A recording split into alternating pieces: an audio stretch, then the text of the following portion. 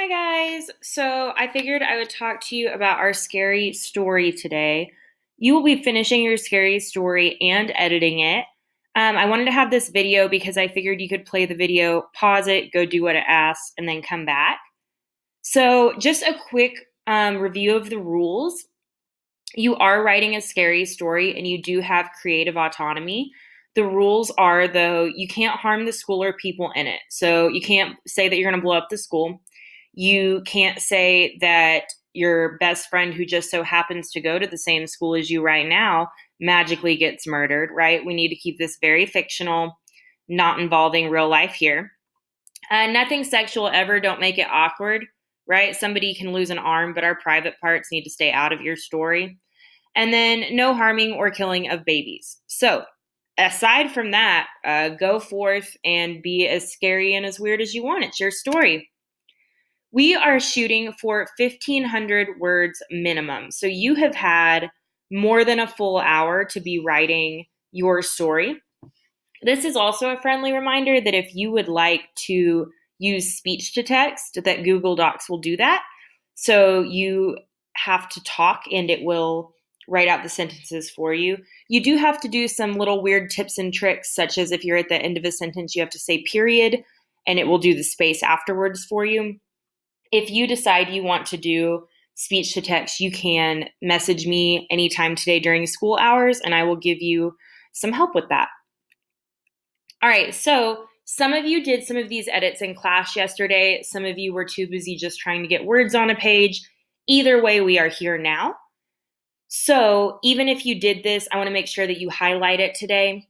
So our first edit, I want you to look at your first two paragraphs. That should be our introduction, our exposition, where we meet characters and get a feel for the setting, where we really are. In those first two paragraphs, we want to add in 3 sentences of sensory details. Sensory details give the reader a good sense of the setting. So, what do they see? What do they hear? What do they smell? What do they feel? You're going to add in those sentences and then highlight those sentences in orange so I know you did it. Your second edit, find your rising action. Did something about your character, or decide something about your character that you want us to know. Are they trustworthy? Are they scared? What do they care about most? Answer a question like that in your head. And then instead of telling us, so and so was so scared, show us. Give me 3 to 5 sentences where you can use actions, reactions, and/or dialogue to show whatever you decided earlier. Highlight these sentences in gray. Next, find the climax of the story. That climax is the turning point of the story where a character makes a decision or an event happens that changes the direction, right? So in Lion King, the climax isn't a big fight. It's actually whenever Simba decides to go back to Pride Rock and claim his throne. Anytime that we think we know what's happening and then a decision is made to shift, that's the climax. So once we've found that, is everything focused on telling your tale? This is where I said you could add blood and gore, but it had to fit the storyline, right? So if there are any unnecessary details that don't make our plot move forward, you need to take them out. And then no matter what, let's add in 1 to 2 sentences that really further the plot or show character development. So showing us who they truly are. We talked about that in Ghost with Castle. Like as the story went on, we got to see more and more of who he really was, be it from flashbacks or understanding what he did to bullies at school. We really got a sense of who he was by the end of the book. Highlight these 1 to 2 sentences in yellow.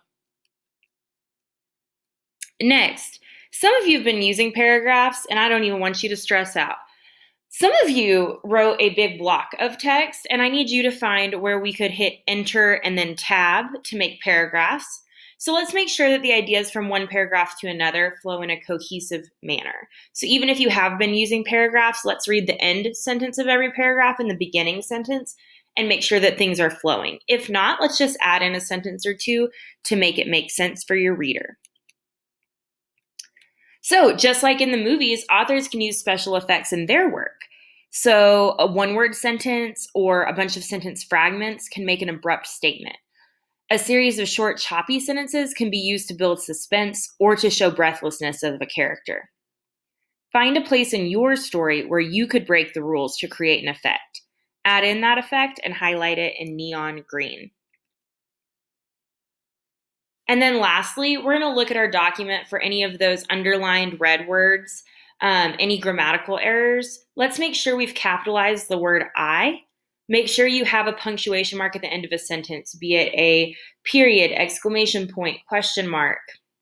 And then let's make sure we followed our first 3 rules that we talked about at the beginning of this presentation. As soon as you're done, you may turn it in. It is due.